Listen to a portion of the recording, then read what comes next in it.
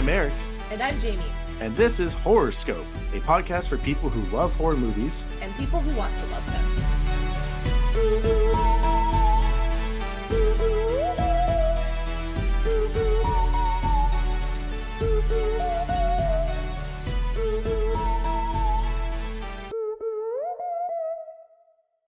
Well, okay, I'm not Eric, saying anything. Okay. Here's a cold open. Mm. It's spooky season. Can you do the cheap ghost voice? Was that it? No. that was like you're terrified, but you're also at a library. I can do the R2-D2 scream. Right? That was a pretty. The audio levels are atrocious. We're just losing people listening. Can you do any other noises? Yeah, I won't though. Okay. They're a secret. It's spooky season. It's spooky season. And in the context of the room is also very Eric's spooky. will post a picture. It's very cute. Thank you. There's some little skeletons. There's some bones. There's That's pumpkins. just a variation on skeletons. That's true. It's just adjacent. There's nothing about this movie that you can just like tie into. How right? do you feel about trips with friends? Good? How do you Or feel bad? about how Chris Hemsworth's snake-like body? What? It's just like a Snake-like? I think his torso is very like reptilian. It's just like so many abs. That's insane. So long. He has no hips. Whoa. Hey, Jamie, do you know that thing? Did you see that thing? Because that's welcome to the movie. Did you know that thing? Did you see that thing? It's Cabin in the Woods. We're watching The Cabin in the Woods. I have seen this movie, and I saw it in high school before I'd seen any horror movies. Wow. It was confusing. Yeah. I was like, I get it, okay? That's how I felt watching it the first time. I was like, I know this is something, but I don't know what. I think that's how they wrote it too. Yeah. You feel about stuff? How do you feel about media? meta? You know what, Jamie? We've been tiptoeing around it too long. How do you feel about Joss Whedon? Oh, no. Eric did text me earlier this week and said, are we dunking on Joss Whedon really hard or just a little bit? When I was writing Buffy, I was surrounded by beautiful, needy, aggressive young women. It felt like I had a disease, like something from a Greek myth. Suddenly, I am a powerful producer, and the world is laid out at my feet, and I can't touch it. I want to kill him. Feminist icon. Hard cut. Joss Whedon. How do you feel about Joss Whedon? I want to kill him. I hate Joss Whedon. I was a big Firefly fan, regretfully, in high school. Yeah. Watched it again. Woof. Have you seen Firefly recently? Have you seen it? Have you seen it ever? I have seen Firefly. I was a big fan. I liked Buffy. I liked Firefly. I liked Serenity. I liked Dollhouse. Oh, shit. Yeah. Wow. I was deep in the You were deep in the weeds. Deep in the weeds. The weeds. Yeah, I am not a fan. It's a bummer. What a great way to start an episode where we're about to talk about a thing he has done. He has done the thing. Jesus. Him and Drew Goddard. Yeah. I think this movie is a good pick because I know enough now to... What'd you say? You picked it. I did. Well, I did. You're like, this is a good pick because I picked it. It's after all that I did pick this movie because I think I've watched enough movies to get it a little bit more. It's like a fun October movie, and I know a lot of people who aren't horror fans who do like this movie, which I think is weird because they like don't have the context of the other stuff, but they kind of do culturally, but they still are like still enjoy it. I think that's it. It's like by being meta, it kind of encapsulates everything. So it's kind of cool to just be like, I know about horror, and this movie's going to summarize that up for me. It's like seeing Scream. It's like I don't know slasher movies. I'm going to watch Scream, and Scream is going to tell me about all slasher movies. Yeah, so I think this is a good movie to rewatch with fresh, smart eyes. No longer fresh idiot eyes. It's my fresh smart eyes now. Oh, wow. That's the evolution of the podcast. It's my vision. Yeah, should I read the wiki? Or do you have anything to tell me beforehand? Yeah, no, go for it. It's wiki time. Wiki. Let's go. The Cabin in the Woods is a 2011 American horror comedy film written by Drew Goddard in his directorial debut, produced by Joss Whedon and written by Whedon and Goddard. The film stars Kristen Connolly, Chris Hemsworth, Anna Hutchinson, Fran Kranz, Jesse Williams, who I adore, Richard Jenkins, and Bradley Whitford. The plot follows a group of college students who retreat to a remote forest cabin where they fall victim to backwoods zombies while spoilers. Technicians manipulate events from an underground facility. Huge spoilers. If I hadn't already seen it, goddamn. Well, now the people listening can't. Oh man, that's okay. They really were going to watch this movie just on the fact that it's kids in a cabin in the woods. They were like, that is what I love. But that is honestly how this movie was. I don't know if you remember the original trailer, but that's how it was like pitched. It was like, I remember watching it in theaters and being like, this seems like super generic. Yeah. They didn't like reveal anything, which is like, I guess. Oh, really? In the trailer? They like kind of revealed that there might be like some secret thing watching them, but. I love that. Did you see this in theaters? I did not. I saw it like after the fact. Got it. Okay. And I loved it. I thought it was great. Yeah. It was cool. I mean, like. I really enjoyed it when I watched it too. I was like I was shocked by the end. Mm. I wasn't like, no one told me what this movie was when we started watching it. So that's the best way to do it. Well, not really if you don't like horror movies and you're me and you're 16. So no, it wasn't. Yeah, I really enjoyed it. I was like impressed with myself for dealing with the end, but I think now it'll be a little obviously easier to watch. Yeah. Should we spoil it at the top of this? Should we wait? No, let's wait. Okay. Yeah, I mean, we just spoiled it a little bit with the wiki, but... What? What are you talking about? Indeed. Okay. Yeah, tell me about this movie. So, this was directed by Drew Goddard, as you mentioned, and co-written by Joss Whedon.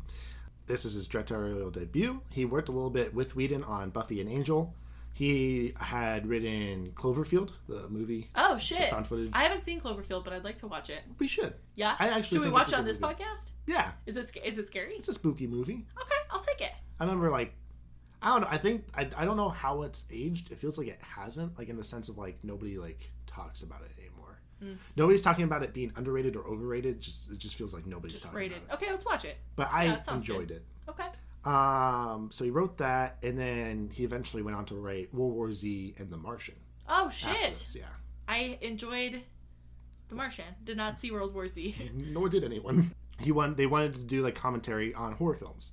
Prior to this, I see where they're coming from in the sense of like what they're trying to, because it takes a lot of homages from older horror movies, but what they're really commentating on is the horror movies that came in the 2000s. Yeah. So it's almost like the perfect movie to watch after Saw. Look at us! Look at Jaime go for picking this. You would think that we actually don't plan very well. we just kind of roll through. So they're commenting on like the torture porn era of horror movies. And like the extreme. I did watch a compilation of all of the deaths in Saw yesterday. Why did I do that? I did it. Jaime, I'm out here being like, all right, I'm going to put some content warnings on this and I'm going to make sure that these Sometimes movies I'm are okay. just like, I gotta do it. Meanwhile, Jamie's like, you know, like Knives Chow and Scott Pilgrim, and she's like, I had to do it! It's me. It deeply sucked. It was horrible. It was horrible. Just you mentioning that makes me think of some. I think the worst one for me is the Chester Bennington one. Oh, that was bad. I kind of didn't watch all of them. I was like, through squinted eyes. Yes. The bear trap was not good.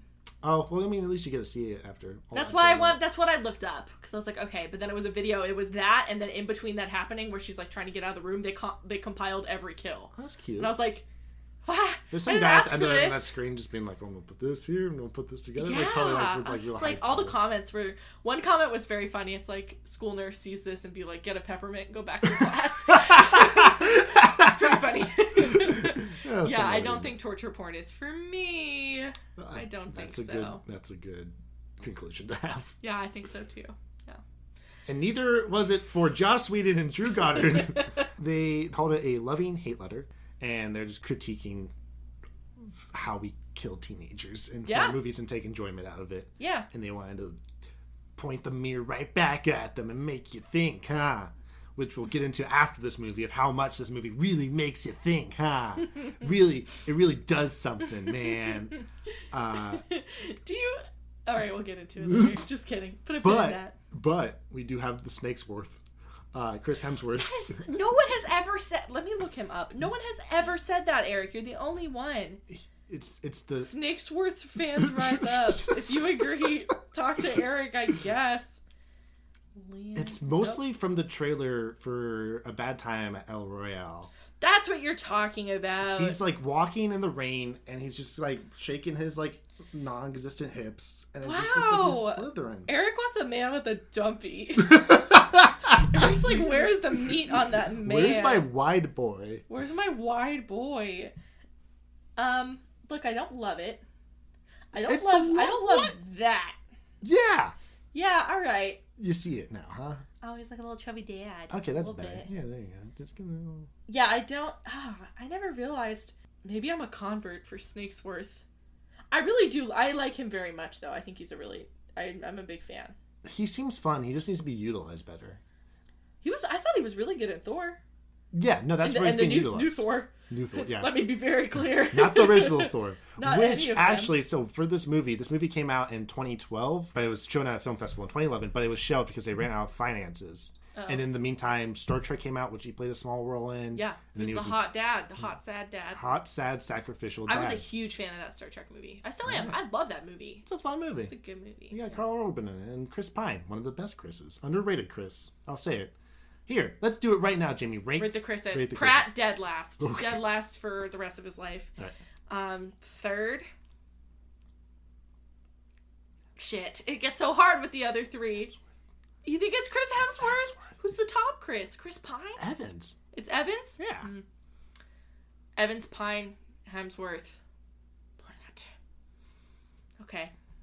I'll shake on it. We agree. All right. You heard it here first. It's been sealed. The fact has been sealed. Somewhere right now, like Chris Pine's like, I'm not first now. I gotta go in my short shorts and buy a bunch of books. Who's he first ever? What? There's a photo of him like just in casual wear with a mask and like a big bag of books. All right. That's what moved him up the levels. That in the show notes. Okay.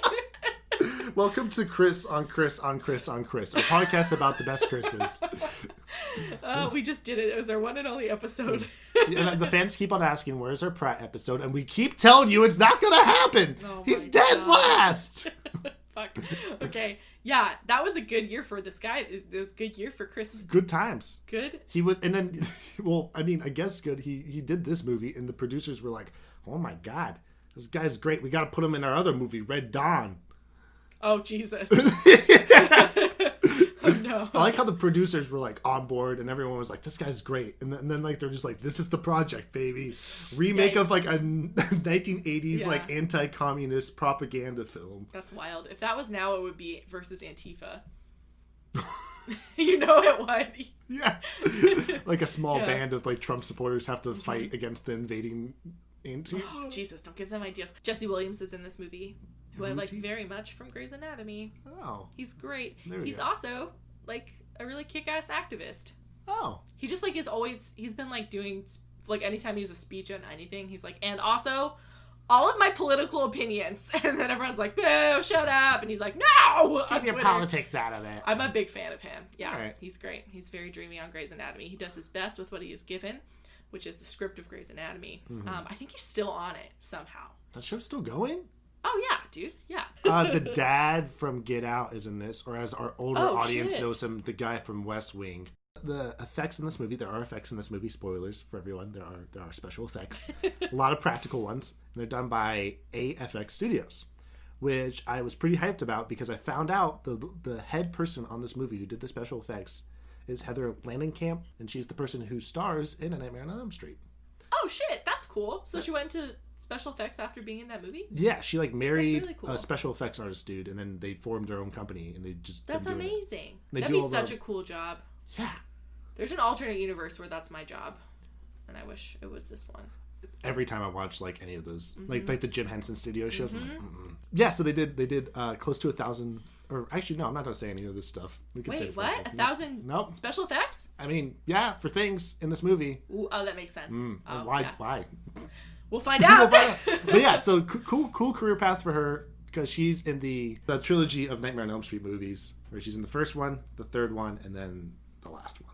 Nice. It's a nice little trilogy. She's great in all of them, and then in the meantime, she's making gory special effects. That's pretty good. With her husband. Good I for love her. it. I love that life for them. But yeah, it was originally MGM who had this, but then they shelved it because of finances, and when Lionsgate picked it up, the people behind the start of the torture porn craze. So and also Twilight, a different type of torture, some might say. How, JB? How is it every episode you bring up Twilight? How? I don't even set you up. I don't mention it. And yeah, here we are. There's a will, there's a way. What, so you said they wrote the script like super fast? In 3 days. That sounds, baby. It feels like it shows, right? We'll find out, right? Ooh, I don't know. That's weird too, because I think Scream, another meta movie, was also written in like two or 3 days. I think the way that it works is, hey, do you remember that one thing? Let's put that in there. Yeah. Let's reference that. So that makes sense to me. It's not like super developed. Although Scream's pretty good on the way. I'm excited. I'm really excited to watch Scream. Yeah. Like I have it pulled up right here. Let's be bad. Let's just watch Scream. Let's treat ourselves. Scream for the table.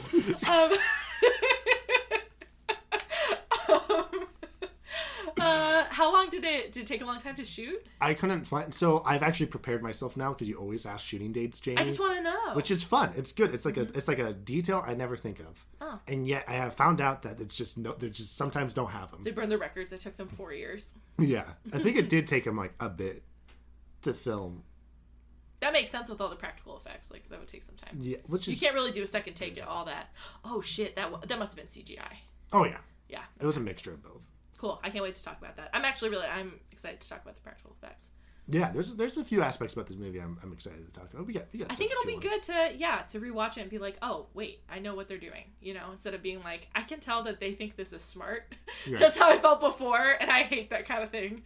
But now I'm in on it, so maybe I will. The only movie I would say that we haven't watched that this movie is definitely taking like pretty much the main beginning part is Evil Dead. Okay, we gotta watch it sometime. But, yeah, and then if you're curious what Evil Dead is, it's the first part of this movie. Okay, that's noted. The plot. Yeah, the cabin part. The kids' cabin, woods, spooky things. Noted. I was gonna suggest we watch this when the friends go up north, and then I was like, no way, no. That's when we watch Evil Dead. No. I know you are very diligent on watching things in order, but man, oh man, I can't wait for Evil Dead 2. It's so much better. Is it really? I just feel like I need to. Yeah, I want to get set up right. Mm-hmm. You know. Yeah. No, I get it. Yeah, I like structure sometimes. I guess the rules keep changing. Hey y'all, time for some quick content warnings for The Cabin in the Woods. If you're watching along with us, this film has gore and brief nudity, but we don't dive into it too hard in our discussion. It follows a typical slasher format, so just keep an eye out if that's something you are cautious about. This week we wanted to bring awareness to Unsheltered Phoenix, which is working to decriminalize homelessness and help unsheltered people locally. Follow them on Instagram at unshelteredphx and sign their petition for more shelter beds. All right, let's get into it.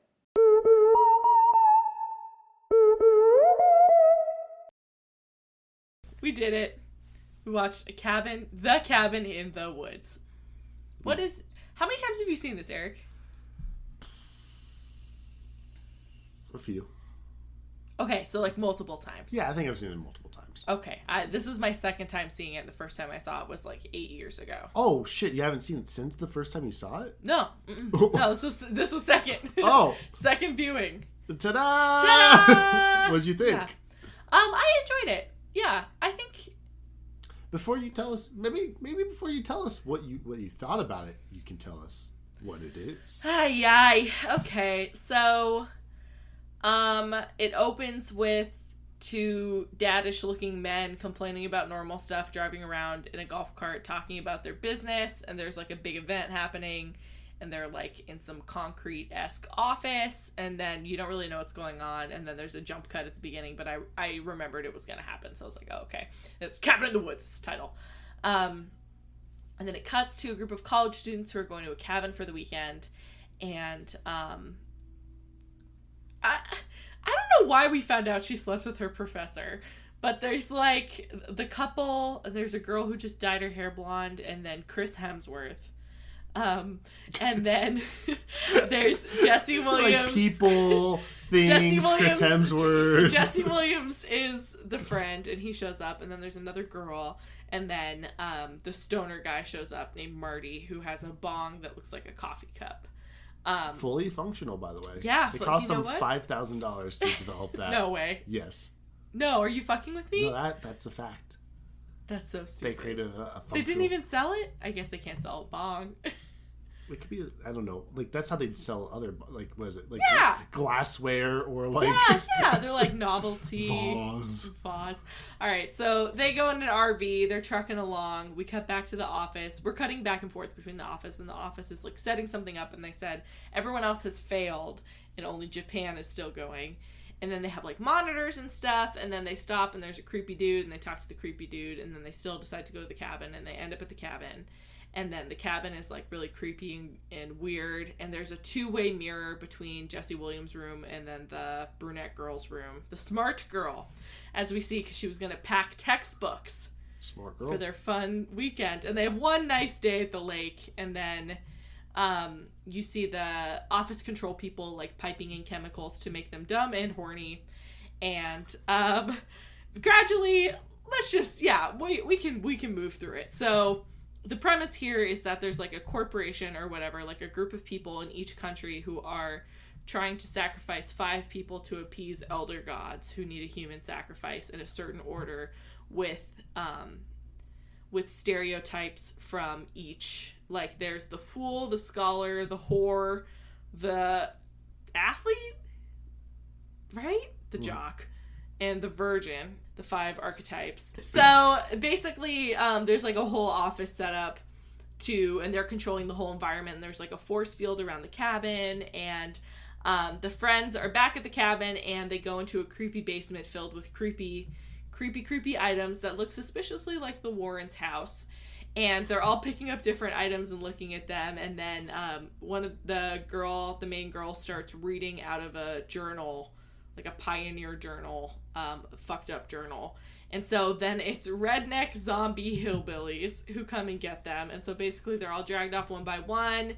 The girl and Chris Hemsworth have sex, but they're shown, like, piping pheromones into the forest so that they have sex, or, like, drugs or whatever. And then they have sex, and then she gets bear trap attacked. She's gone. Chris Hemsworth comes back. Creepy hillbilly throws her head through the door. So they're like, oh shit. And then they're all, like, making logical decisions. And then it's like, oh, just kidding, wait. Because they're piping more chemicals in. But the stoner guy figures it out.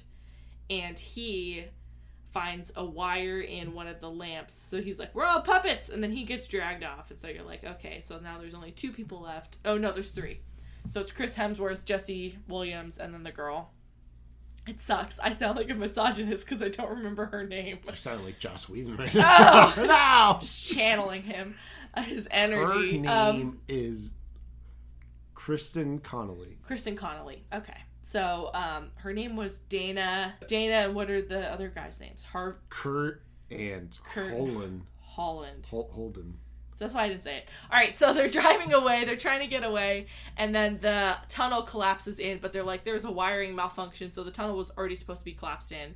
But they almost make it through the tunnel, and they aren't able to, and then Kurt, who's Chris Hemsworth, is like, I'm going to make a sick motorcycle trick, and I'm going to move across this thing and save for honor of my girlfriend, which is pretty sweet. If they had Tony Hawk, though, he could probably make it. He's like, I'm coming back with the RV and helicopters and big fucking guns. And I'm coming back with cops!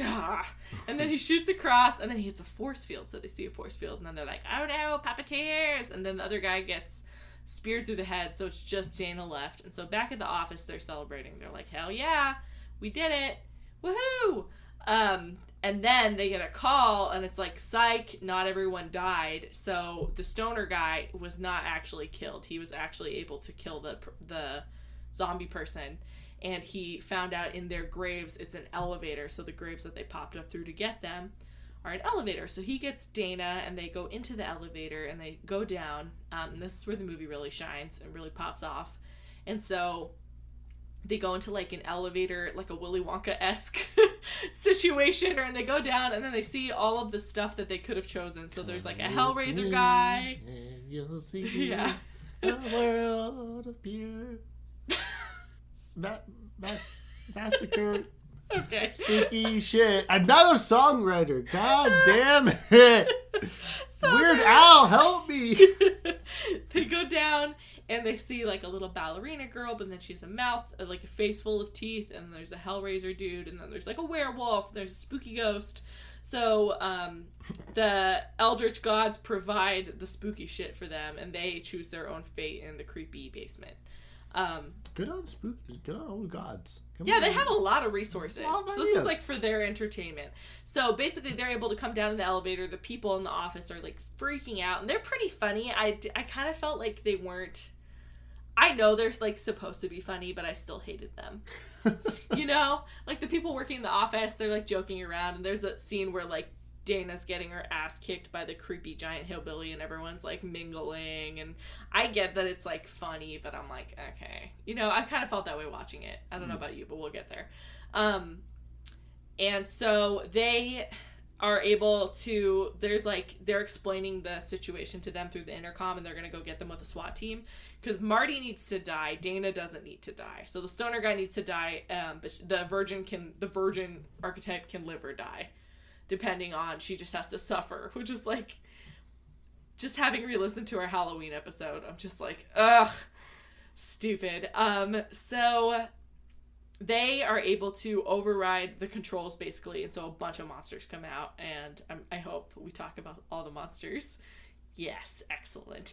So there is, like, a unicorn, there's, like, torture, like, the Strangers situation. What is that movie called? It is called The Strangers, right? With the masks. There's a clown, there's a merman. The one guy was like, all I wanted to do was see a merman, and then he gets killed by the merman, so good for him. A bunch of situations, and there's only one office guy left, and he's running away, and then he turns a corner and gets stabbed by Dana, who's like, oops. And then he's like, please kill Marty. So apparently Marty needs to die first, and then the world will be fine. And then, in the most inexplicable part of the movie, in a gorgeous cameo, Sigourney Weaver shows up. My mom. Who Eric has claimed as his mom. They're in a Cheesecake Factory-esque sacrificial hall, and there's like little doodles that their blood was pouring into of each type. So then there's like one with her titties out. It's the whore. I argued Chris Hemsworth should have been the whore. Should have had doodle titties. Chris Hemsworth.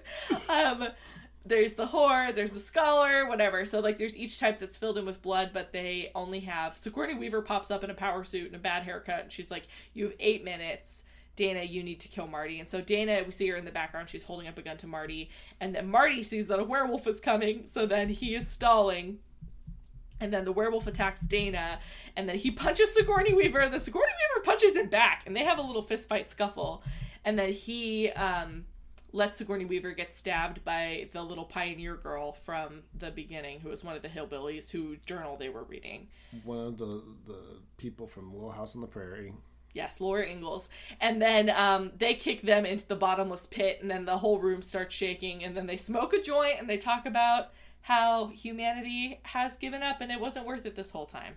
We also see, which I think is the best part of the film, Japan. So Japan and the US are the only 2 countries still in the running, because all the other ones fail, and it's a bunch of Japanese schoolgirls on like a Grudge-esque situation, and then they're able to summon her spirit into a frog, like to heal her, and then they're like, the evil has been defeated, which I said was me killing Joss Whedon.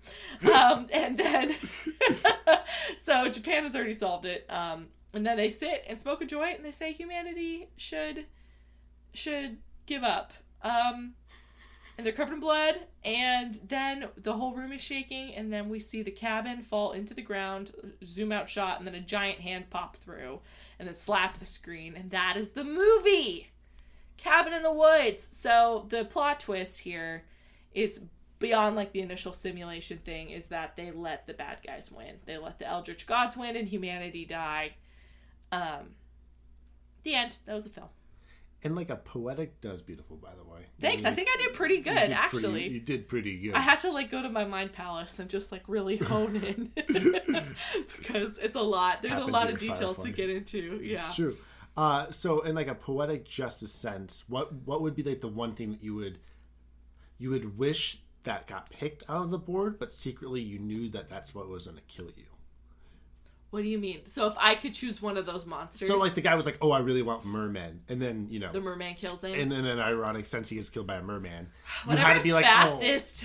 I don't want the zombie with the bear trap. That sucks. Be like, man, I really want like dying at old age to win, huh? Oh, I really want old age to really get me, huh? Going the out ripe in a old age blaze of of 90. glory, which they had access to. So, okay, before we get into it, I want to ask you, what would you do? It's you and me, Eric. We're at the end. Oh, I let you get eaten by a werewolf? Damn.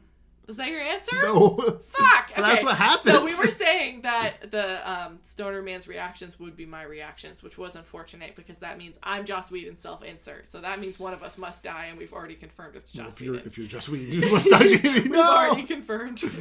Okay, Eric, it's you and me. We're in the Cheesecake Factory. I have to shoot you, or you have to shoot me. We can have it open. I mean, with all those menu world. options, I'd kill myself.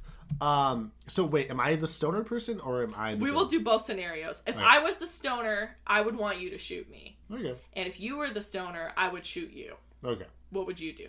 If I was the stoner, I would shoot myself. No, I have to kill you. Oh. Well, I guess you have to. No, that's not. Yeah, okay, you can shoot yourself. Okay.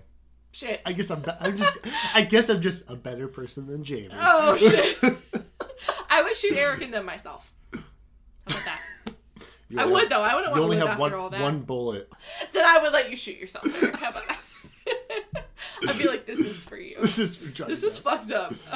No, and then I would shoot you. I think it's you. very dumb. I get okay. The movie is definitely trying to be like, isn't it shitty that you like these type of movies? And then they kind of create that kind of movie a little bit with a little bit more fun, a little less gore. And then at the end, they're like, well, that's kind of shitty that you like that. So, like, is humanity really worth saving? It's like, most of humanity is not doing that, though, right? Also, okay, so this is my beef with the greater good. Because anytime someone brings up the greater good, I'm like, you're a fucker. I know you're a bad person. But in this case, they're right. Because I wouldn't want, like, they're going to die anyway. Sigourney Weaver literally is like, you're either going to die because she's going to shoot you, or you're going to die because the world is collapsing and everyone dies. Like, obviously that's the choice. You're going to die either way. Why wouldn't you try to save however the fuck many people are on the planet? Oh, so you're saying that you would die? Yes, absolutely. Yeah. Well, you're going to die either way. So right. I would rather, instead of getting a one last quip in. Because you're just so fucking, like, above everything, so smart. You're like, yeah. Do we really want to live in a world that, like, sacrifices people? And, like, oh, ideally, no. I would love it if people just, like, didn't kill each other. But also don't. Yeah, they're going to die everyone. Anyway. Yeah, so I think. Also, the old gods make no sense, but I get that's like the movie establishes. They just needed rules. to put it somewhere. Yeah. Yeah, I get. They had their gimmick and they wrote the movie around it, it's fine. Which I think was fine. Yeah, I think it was fine. I think that before we really get into it, yeah. top of the conversation, it is a fun movie. Yes, yeah, it is fun. I think if you're not doing a podcast, you can just watch it and be like, wow. Probably, like, I think, like, in your scenario, like, just throw it on, like, with friends. Like, I think it's, like, a fun movie. Just, like, throw it on with context. Yes, yeah. Because it really isn't super gory. It is kind of a little bit, like, with the kills, but it's not, like, gnarly until the end, and then it really pops off. And as much of it as it is, like, fan surfacey, you can't deny the thrill of being like, ooh, what's that? Like, trying to, like, pick out everything. Yeah, can I see the chart? Okay, so there's the chart of things it could be, and I was like, Eric, you gotta pause it. I want to read them. But then Eric's like, I already got it. Well, the chart also just says werewolves, alien beast mutants, race zombies, reptilians, clowns, witches, sexy witches, demons, helllord, angry molesting tree, giant snake, deadites, mummy, the bride, scarecrow folks, snowman, dragon, bat, vampires, dismemberment goblins, Sugar Plum Fairy, Merman, the Reanimated, Unicorn, Huron, Sasquatch, Wendigo, Yeti, Dolls, Zombie Redneck Torture Family, The Doctors, Jack-o'-lanterns, Giant, Twins, and Kevin. Things that weren't mentioned. A giant tarantula, 2 dogs, a giant frog, a giant centipede, a beast man, 2 blob-like creatures, a killer robot, a trio of KKK members, and the flying purple eater, Boomer Tank Witch from Left 4 Dead. Because they were supposed to be a Left 4 Dead tie-in. Were those... Wait, when you say not mentioned, were those the ones that we saw? We just, like, saw them. All of those things. Okay, awesome. Yeah, okay. Wow, which one of those? I would say Killer Robot. That's the thing that was coming down the stairs. It looked like I had a blade. Oh, no, then not that. No. That looks like a scorpion with, like, a buzzsaw tail. Psych. Mutants were spewing, like, toxic waste into that guy's face. That seemed like that sucked. And they didn't show sexy wishes, the cowards. Yeah, what the fuck? You established. Also, angry molesting tree. I know you're paying homage to like Evil Dead, but great. They also mentioned Deadites, which is also Evil Dead. This movie is just a little too clever for my tastes. But that might just be because it's a little older too. It's like 9 years old. So maybe... Shit. Yeah. Is this... Okay, so question. There's no other movie like this movie. In what sense? Like, that it's like a parody and it's like meta and it's like... No. Just over the top. So this is the only one. No, there's more.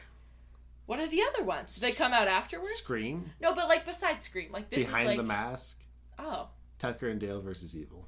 Shit. Okay, so it didn't do it first. No. But like to this level, I guess. It's still fun. It is fun. The movie is fun. No other movie adds this much stuff in it. Yeah. Well, what I was trying to reference earlier is that they came up with 1,000 concept designs for different monsters. Nice. And pretty much each like studio creator at AFX was creating about like 60 creatures. That's rad. So that's fun as like a purely, creative process. Yeah. I think we are making this movie. We're like sitting here being like, it is fun. It's fun. So that means it wasn't fun, was it? I think what it means is that like for a general audience, it's pretty good. you like cotton candy, right? Cotton candy's fun. Kind of. Okay, as like a child, you like cotton candy. Sure. Okay. It's fun. For the You metaphor. tear it apart. It's like a fun thing to consume. Yeah. It's sugary. It does the job that it needs to do. Yeah. But if you really want to look at cotton candy, it's kind of like fucked up. Like it kind of sucks. It's just like this like the puffy sugary thing that like sticks on your hands, and there's no like nutritional value to it. I think it is clever. But it knows how clever it is. It thinks it's more clever than it is. This movie is the kid in class who makes a good point, but you just want to shut the fuck up. Mm-hmm. In my opinion. Do you agree?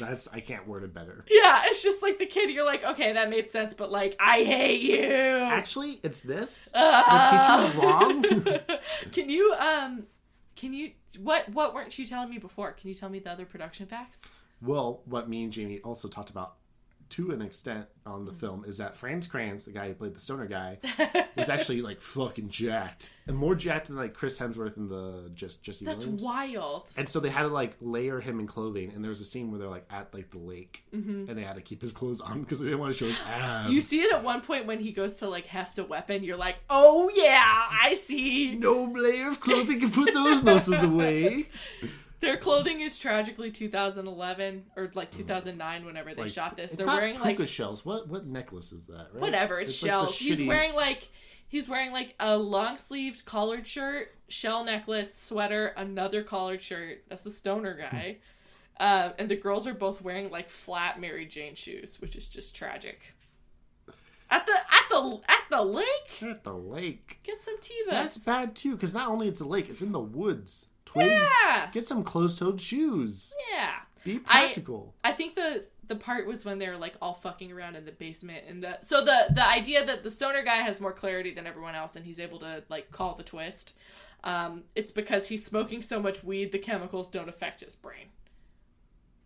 Yeah, because like they go out of their way to say that like Chris Hemsworth is being kind of like a meathead, but they're like Kurt's a sociology major, and like the girl they're like is a dumb blonde. They're like, no, she's pre-med student, so they're like they actually are smart. They're not stupid. It's crazy that she made out with a slutty. taxidermied wolf face. It was so gross. They're like, oh, she's just super horny because they're pumping in horny chemicals, and then she like for truth or dare she makes out with a taxidermy wolf, which is my like the worst part of this movie.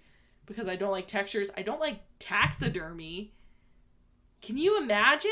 I don't want to, and it was a lot. That Apparently was she wasn't something. like a fan of it either. That they had to like of course entice not. her to. Entice her? To like what, they're gonna put like a peanut butter snack in there? I think they put like sugar powder on like the lips to make her like lick it off. So gross. Yeah. Oh, Eric told me too. So, the guy who wrote in a scene with titties because she gets her boobs out and they're like making out. She has to get her boobs out because that makes her a whore. The whole gods want to see it, man. And like all of the guys are like watching, and it's like at the office are watching, and I was just like, okay. So they're like piping in horny chemicals, so she takes her top off. But apparently Drew Goddard was uncomfortable seeing her nude, so she had to like make him feel better. Be like, no, it's okay, really, I'm a professional. And I said that's the only way Drew Goddard could see some boobs. And I said that sucks because you wrote it. Ugh, that's so obnoxious. That's just like a really good summary of being like a professional working woman. It's like the guy's like, take your top off, and you do, and he's like, oh no, like that's exactly. And then you have to make him feel better because he told you to take your top off and you did, and then he's like, oh, your churlish ways sucks. Sucks so hard. I remember watching that when I was like, so I saw this when I was like 16, and I was like, that kind of sucks. But then they're like, no, it's like playing on the genre a little bit. But it like leans, I don't know. It just, I think it's just knowing it's Joss Whedon. It's playing on the genre, but then they just like do. That's the thing about the movie. It's like it's playing on the genre, but then it just like kind of like does it, right? Yeah, that's the thing. You don't need to show the boobs in the movie. But you do. Because in a way, we are the old gods. Ooh, makes you think. Wow, we demand. Well, I guess if we want to make this movie good and smart, we are the ones demanding entertainment by consuming horror movies. So we are the old gods. We're the ones who demand a spectacle of violence to satiate our, I guess, world-destroying abilities. Makes you think that. Wow. Yeah, it just felt a little too. I did it like I think the last quarter of the movie is like great because that's when all the monsters get released and everyone just gets shredded and they're like finding out all the, I think that's the most enjoyable part of the movie. I don't like the slasher part of the movie because this movie it's like a horror comedy, but it is a slasher. Mm-hmm. So I like the following the theme of me not really enjoying slashers. I think I like the part best where they're like unraveling it. And it is funny, like shooting back to The Office. I just like, that's the problem when it comes to the greater good. It's like I understand they have to find humor in it because that's a difficult job and they do it once a year, but it's also like when it felt good seeing all those people who like make their job torturing people get chomped on. Felt good. You're like, yeah, fuck you. Yeah, you were so cavalier about this. You placed bets on the merman and the unicorn and the scorpion buzzsaw. Yeah. What do you think? I don't know. How are you left feeling watching it again? Different. I used to, I think I own it on DVD. So I liked it quite a bit for a while. It's a good it is fun. Yeah. But I mean, definitely with what would you say? Not fresh smart eyes or whatever. Yeah. And like knowing what it's not even knowing what it's like. The writing's on the wall with Joss Whedon for sure in this movie. Yeah. Where it's just like you can tell where it's being. That's the. I don't even know. What's the way to word it? Because there's a way to word it that I can't. Joss Whedon is incredibly self-congratulatory and has been revealed publicly to be a predator. I don't even think we said that up front. We just talked about murdering him. Oh. he like gaslit a bunch of his female stars. He like was his own wife. Supremely shitty to his ex-wife. He's just as like kind of like he has like self-inserts, like nerdy self-inserts, which is why it's just like he just is not, he didn't keep up, he didn't adjust, and he didn't even manipulate his way into like what is acceptable now or not. And I just think he's kind of a shitter. He's just like Eric read that quote from Buffy, and I've only watched Firefly, but it's still gross. So it's like he just couldn't keep up. I feel the same way about Dan Harmon. Like these guys, yeah. Fuck that guy. Mikey really liked Dan Harmon. He was like a really big Dan Harmon fan of like Community. Same. Yeah, I've listened to his podcast. I watched his shows. I think Community does the same thing with Annie, because they're like, isn't it fucked up we're sexualizing this young girl, but also her boobs? So it's like it's the same energy. It's like, isn't this fucked up that we're doing this? Haha, we're still doing it. And it's like, and it's fine that we're doing it. So it's like you get the pleasure of being self-referential and aware of what you're doing, but then you also get to do it. You're tackling the same thing at like just like a slightly different angle. It's almost like the same angle, but you're just like wording it differently. But you're like, aren't we so smart? And it's worse. It's like Louis C.K. making all of his jokes about jerking off, and then he was actually jerking off in front of women not consensually. It's like it's the right. I mean, like I think that's it's the same group. It's the same group. Yeah, of like slightly balded, bearded men. It's the same group, and they must go. None of them have great chins. That's the. They all look the same. The carving and the Cheesecake Factory all looks the same for all of these guys. It's just like necklace, bearded, slobby men. Oh my god, they're all holding a Funko Pop. I just am like... I got an argument today about Funko Pops. Really? Okay, I want to hear about that. But they're, like, this type of guy is still celebrated, you know? It's just like... I feel like I've dealt with a lot of these type of dudes, and I know you also have as well. Like, these guys recognize you as a peer. Mm-hmm. Like, you can, like, go incognito. Do you know what I mean? Like, these guys will speak to you, like... Oh, no, I recognize Yes, that. I know you know what privilege. I hope you know what I meant. I know what you mean. Yeah. But yes, these type of men suck. And I think that, I mean, why all of us have consumed Joss Whedon content and enjoyed it is because it feels clever. But once you realize the person behind it is like self-congratulatory, where they're like, oh, I fucking nailed this. That's when like it just destroys anything. Of just like, I'm going to put a female lead into this TV show. Isn't that so different? Like every single TV show. Now give me sex. Yeah, it sucks. And I know we should... Well, I guess this opens up a larger conversation we want to have maybe later on the pod about whether you can separate the artist from the art. Yeah, the death or like of the creator author. From the creation. Yeah, death of the author, but like it's... I also think this movie doesn't really benefit from time. Like, of us having had the time to think about Joss Whedon, because this coming out in 2011, I'm sure felt like fucking rad. Yeah. You know, especially after like Saw. Like, all of the torture porn in the early, like, this is, like, the second half of the decade, and this comes out, and it's like, oh, shit, this is different, and it's wild, and it's, like, good, you know, and it's funny, and it's clever, so, like, because this movie did really well, right? Yeah. Yeah, I want to know some numbers! Surprisingly, like, even though, like I said at the top, that this movie was weirdly marketed, from what I've experienced, remember, was that it was marketed as, like, a very generic movie. I actually really like that a lot. I respect that marketing tactic. It's smart until... Because then you get them in the theater. Well, then someone, like, you need that first wave in the theater, and then they tell everyone, and then it, like... Yeah. So it was made for $30 million. That's so many millions. So many millions. I mean, when you think about movies, it's just... Yeah. To imagine being a director and being like, here's your movie, you have $30 million to make it.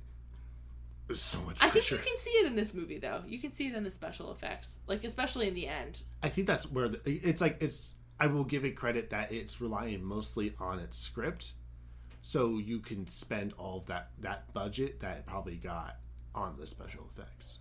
And then it made $66.5 million. That's not that much. It's not much. I mean, it's double. So it's not a great recoup budget. I'm assuming.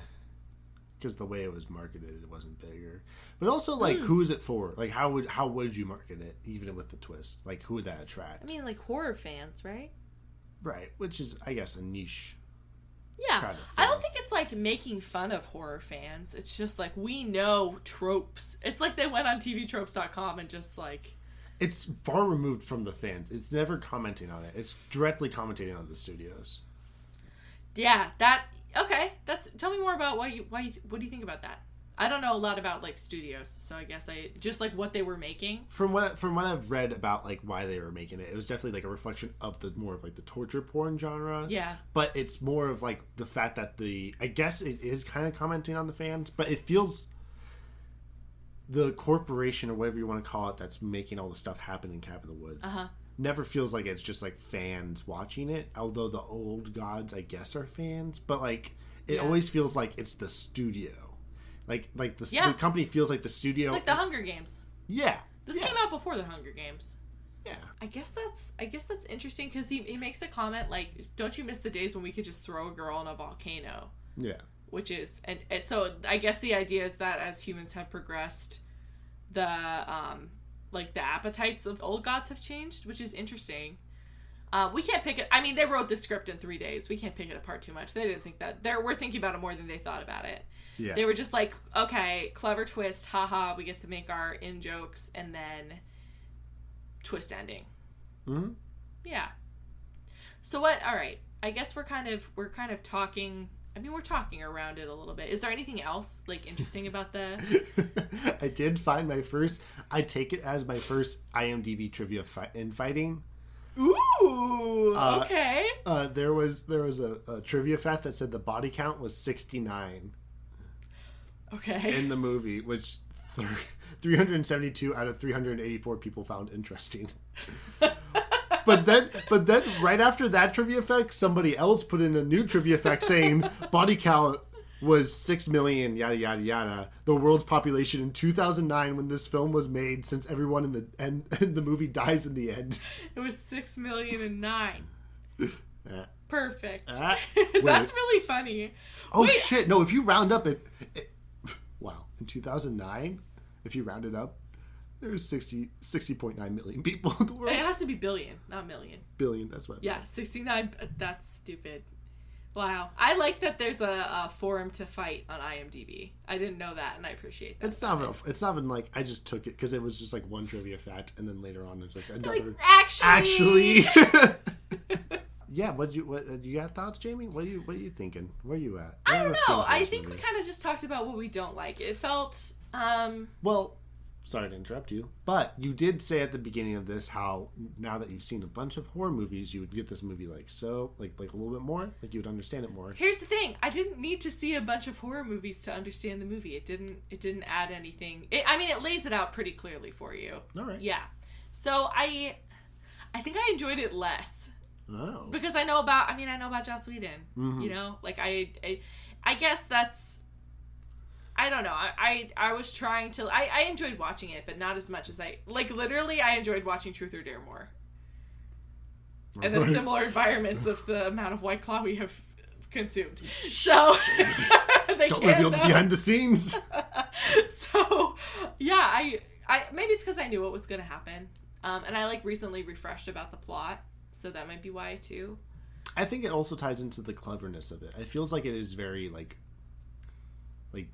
timely cleverness. Absolutely timely. Yeah, it felt like this type of meta lol you mad bro humor is very dated. Yeah, it is very dated, which I don't think is, it's not necessarily a bad thing. It did something different, so we'll give it props for that, but I didn't come out of it being like, wow, you know what, I get it all. What'd you like about Cabin in the Woods? Yeah. Again, if you just don't pick it apart, it's a fun movie. Mm-hmm. It's got some casual, good, little chuckles in there.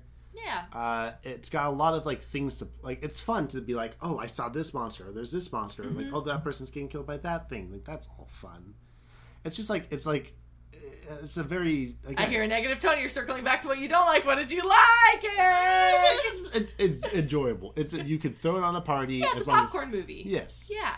Man, it felt like, I'm doing what I just said not to do. I'm circling back on what I didn't like. Jamie, no. What I struggle with the most about slashers, I was thinking about this today, is the victims of the slasher deserving it. That judgment of something being their fault, or they are unlikable enough to deserve their grim fate. I don't fuck with that, and it will never be enough for me. I will never watch a character, well, I guess I say that, but I highly doubt I will watch a character and see them do something and be like, oh, that guy deserves to be schmurdered. Yeah, I felt bad for Christian in fucking Midsommar. If that doesn't do it, what's gonna do it? So that's the problem with the morality of slashers is not, I can't get in on the fun of them because I'm like, they still didn't deserve it. And I think this movie fails in that it's I don't think it was thinking that hard, but it's cheeky, hoo-hoo, look at us. But they go out of their way to be like, no, she dyed her hair blonde and then the chemicals made her stupider and now we're making her horny so she gets her tits out. But she's actually a pre-med student. It's the girl who's dumb and horny and gets her tits out doesn't deserve to die. And I know the genre dictates it, but I still think it's obnoxious and I don't like it. And I don't know, they're like, oh, Kurt's a sociology major. Jocks don't deserve to die either, having sex in a forest doesn't mean you can get attacked by a bear trap. It's not, I think, with other genres we've watched, it's like with supernatural stuff, it's just like it's just happening, and you have to adapt to your environment. But this is like the slasher wants you to buy in, and this movie is saying like, oh well, now that they're doing the thing, then we can literally sacrifice them. But it's just like I don't respect that as a method of storytelling. Mm-hmm. And I don't think Halloween, like I'm still thinking about Halloween because it's like my, most comparable slasher besides Us, I guess, but that doesn't count. Us was doing its own goddamn wild thing. It wasn't doing a slasher formula at all. Yeah, I know it's considered a slasher though on the wiki, but it was doing its own goddamn thing. But for Halloween, it wasn't making those judgments, which is why I think the movie was most effective. It was just like fate will come get you, but I know we'll see them as they come, but like same others. With Alien. Alien's like a slasher formula, but the alien wasn't making a moral judgment. I don't think getting picked off is the thing I don't like. It's the you have to buy into this character being bad to deserve their fate. No one deserves that. Yeah, I think that doesn't come around until honestly it's just like it's the knockoff movies, but it's also honestly when we start becoming meta about stuff. Like the crazy thing, especially watching Saw and like thinking about some of these movies, is that like the 2000s were a lot more like brutal towards their characters. Like they made their characters a lot more meaner. They made their deaths a lot more crueler. Like everything was just elevated. Like I think a lot of the times during the I know what you're trying to say, but I think not elevated but escalated. Sorry. Yes. Yeah, no, don't be sorry, but that's an important difference because I'm thinking about elevated is a word I would choose to describe horror right now in 2020. Oh. No, don't say that. Don't say elevated horror. That's gonna piss off some people.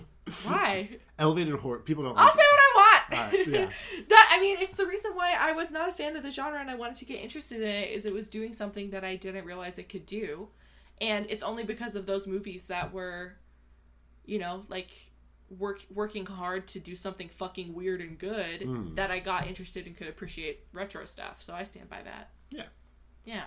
But and then the 2000s are a horrible 2000s write-off escalated things. And yeah. It's because of like Scream. I think it's like directly compared to like how we became aware of these tropes. And once we became aware of these tropes, it's like, all right, we gotta do that. We gotta make characters that are shitty so that way they get killed or they have to do drugs and stuff like that. Although maybe prior slasher movies were doing that they were figuring that stuff out and that's why they were doing it. Yeah. I think it was more or less them being like, okay, this prior movie did this stuff and we just need to replicate that because we're cheap and we just want to knock off stuff. I think I said this would be a really fun movie to be on. Yeah. It would be a fun movie to act in.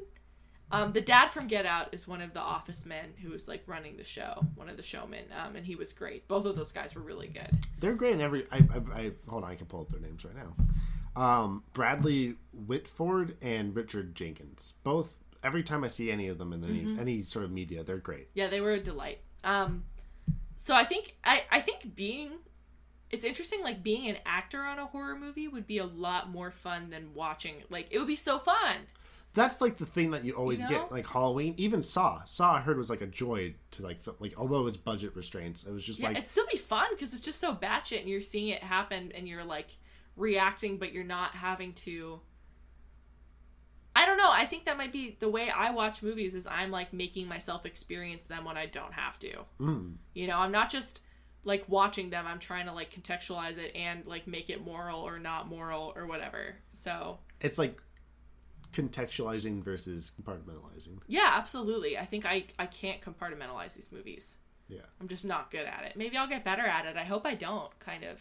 Okay. Because I would feel like an empathetic failure on my part, Yeah. Which isn't a judgment on other people, but just for me personally, I feel like I couldn't, That's I don't see it happening soon. I'll just put it that way. We got a lot more episodes to put out, Jamie. We got a lot more movies to watch. Yeah. Maybe we'll get to the point where Jamie's like, yeah, kill them. Kill them all. I don't think so. I would give let's rate this sucker. Okay, go for it. Let's rate it. Let's rate it together though, because I feel like I would give it on scares. I'm gonna give it a 3. Oh wow, that's high. I'm gonna give it a 3. All right. Because I mean the end is shocking if you're not expecting it, and it is pretty. I mean it's pretty gory. Like you see her gross head get thrown in. Oh, you mean like right when the zombie came up? Yeah, it's like it's pretty gory, and the end is like wild when all the monsters are attacking it. Everyone's dying and stuff. The part I liked the least, I felt like uncomfortable, was when it's the security footage of each of the different parts of the office when they're all getting killed by monsters. Yeah. But it's like a bunch of different scenes, so it's like someone getting disemboweled and then someone getting eaten and then someone. I was like, no. You know, it wasn't fun. I was like, you know. And there were some pretty good pretty funny jump scares too. Jump scares are mostly funny. Mm-hmm. I want to give Chris Hemsworth character Kurt a shout out for clotheslining all of the zombies. He dispatched them in short order. He did great. He never did bad. Well, the thing is too, it's like it wasn't fair. It's not fair. It's like the movie's playing with the idea of choice, but there isn't actually a choice because it's not the actual people going into the situation. They're being drugged and manipulated and whatever. And they're like, you know? It's like weird because they talk about it being like this like process that they always do all the time, but they like severely fucked it up. They fucked it because Chris Hemsworth did great. If they didn't blow the tunnel and didn't have a fucking force field in the way, he would have lived and like done what. Yeah, they were all doing good, and they're like, we don't want to split up, and then it's like they had to pump in more gas and be like, oh, we should split up. The movie's playing with the idea of choice, and then in the end, they actively choose to like reclaim the narrative or whatever, but it's like by killing we would die, like we have no relevance that this thing exists. Selfish. Yeah, it sucks. I guess it's like a trolley problem, but it's like either the stoner kid that you kind of know and friends with versus all humanity. Also the stoner kid, they both don't get to survive. They're both gonna die anyway. Oh yeah, it's stupid. You know, it's just stupid. I don't think it's clever to be like. It fell flat for me. You know, it felt caught up in its own cleverness and not focusing enough about, like, the film doesn't really have a heart. And it doesn't have to, you know, but I was just like, okay, whatever. And the guy's like, wow, I'm actually rooting for this girl. She suffered so much. I'm like, fuck off. Like, because of you, you know? Yeah. I don't know. I guess I can't say how I would be if I was in this impossible situation on either side of the screen, but I'm not pleased because with it. okay, there's a hypothetical that we haven't really talked about. Is like, okay, so you are in the control room. How do you, because like everything they're doing is pretty shitty, but like the alternative is just to be like so aware of what you're committing. Yeah, you kind of have to be glib about it. You kind of have to be like shitty. Yeah. To like live with yourself, right? Yeah, but I hope I'd be horrible at this job. I wouldn't be able to do it. I don't. Well, I guess I don't know. But well, obviously you can barely watch a horror movie and not have a moral reckoning with it. Well, the thing is too, like the people who work there, arguably, Dana and Marty are much worse than the people working there. Because they caused all of the people working there to be murdered, and then the entire world. So like then it truly is the trolley problem. It's like, do you kill 5 college students for the greater good? I don't like the greater good. I don't like that argument because it's used by like fucking fascists and dictators and eugenicists, you know, or whatever. But like, well, that's like, I mean, the movie is like, because like a lot of these people like refer to some sort of higher power or like meaning, but this movie literally puts in a higher power. It was interesting seeing the one guy be religious. Which guy? One of the 2 guys, the main guys, the office guys. Bald guy? Yeah, he had like a little talisman and he did a little prayer, which is interesting. This reminded me a lot of Ready or Not, now that we're talking about it. Because it's like, you think the ending is going to be... Like, what if the ending was the world doesn't actually end? And it was all for nothing. That's fun. I kind of like that better. Yeah. You know, like they're like, oh, we survived, we won, and none of it was real. You know, but then you have to wonder where they got all of the monsters and stuff. No, I think you could even say that there's still old gods. It's just like us humans interpreting, because that would, okay, well, because that's the studios interpreting what people want, and that says more, I think, than what they did. Because I think audiences like us, we enjoy like what we've seen from what we had in the early 2000s to what we have now, which what you have referred to as elevated horror, controversial statement. But it shows that like as audience members, that studios consistently don't get is that we'll like consume a lot of things as long as it's good, and so by killing a bunch of other people and not following this formula or whatever, or like doing something completely different that's still at some sort of entertainment value, they're still satisfied. And so this whole cacophony of what like this corporation have tried to create in order to be like, oh, we have to do this, we have to torture these people because old gods want it. It's true. It's like it's untrue. It's like oh, you guys are actually good for the next 69 divided by 5 years. Nice. Nice. Yeah. I think that could have been a more interesting ending. Like, it wasn't actually, I don't know. Who knows? But nah, man. You gotta... It's fine. I think it's a movie you should watch if you're watching horror movies, right? Just to say that you've seen it and just acknowledge it. And, like, is it important for the genre? I thought it was more important than I think you implied that it is. I don't think it's important. Nice. Wow! Dunkaroo! I love how we were going to vote on it, and then we were like, and another thing! Yeah. I had a good time watching it, and I probably would watch it. It's rewatchable. It didn't impact, it's not the FU, because it's not following a torture porn. It's like trying to comment on that, but it's using... It's like torture porn and slasher and tropes. It's just really jerking itself off. Yeah, it's so referential that it just kind of loses all of its meaning, and it doesn't do what like Scream did. I think watching Scream will be really good. I hope. I'm excited. I think so. I'm hyping it up a lot. No. I think, even if I don't like it, it's still important to watch it. I think I'll be able to. I guess we'll see, but I think I'll be able to like acknowledge how important it is, even if I don't like it. But I think I'll like it. I think an actually clever movie would be nice. Hard to come by, huh? Bazinga! So this gets a 3 on scares, and I'm gonna give this 2. Ooh! Look! Take that. We can't have recorded this long and talked about all these things. That's true. Yeah, I enjoyed watching it enough, but it didn't deliver enough on any front for me again. Mm-hmm. And I do think having watched these other movies made it actually worse and not better. All right. But I think that might be too because we haven't watched a lot of slasher movies. So I'm aware of this formula and I'm aware of it as a concept, but we only saw it in Halloween and that wasn't even on purpose. And you know. But it's like, even if like you're aware of like these other movies, it's not doing anything, right? Like it's not doing anything to that formula. It just replicates that formula. Yeah, it doesn't subvert. Yeah, it doesn't subvert it. It just plays into it, which is its own thing. Because there's even a movie called Behind the Mask, which is like a mockumentary about this like crew following a slasher character. Oh, we should watch that. Is it good? I think it's really good. I think it's better than this. And I think that one.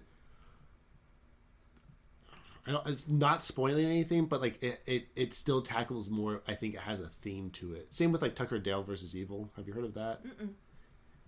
That's another fun one. It doesn't really deal with slashers, but it deals with like the expectations of like what you perceive people as versus reality. But then also does fun stuff with it. Okay, even you just explaining these makes me more interested in them. Yeah, because like Behind the Mask is like empathizing with like I view it as it commentating not only on slashers but also like us like idolizing slashers and like true crime and stuff like that and these like real life serial killers. And I'm very interested in watching that. When did that come out? That was Behind the Mask came out in like 2000. It was before this. Okay, so it was 2006. Way before this. Yeah. Wow. It's like a hidden gem that just... Yeah, let's watch it. Okay. It's on the list. I think it was good to watch again. I'll say this movie didn't terrorize me and make me existentially upset. Oh, bummer. I'm sorry, I Jamie. Appreciate God, that. Fucked up. I appreciate that about this movie. There are no haunting images that are going to stick with me as I try sleep. Wow, I love a hot take. Here's what you come to Horrorscope for. First to dunk on your horror movies. Spicy takes sometimes.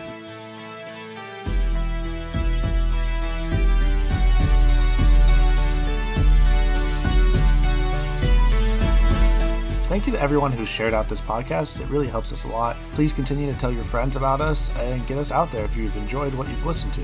Follow us on social media at Instagram at Horrorscope Pod with 1D and Twitter at Horrorscope Pod with 2Ds. Your horoscope for the day is: take control of your life before something else does.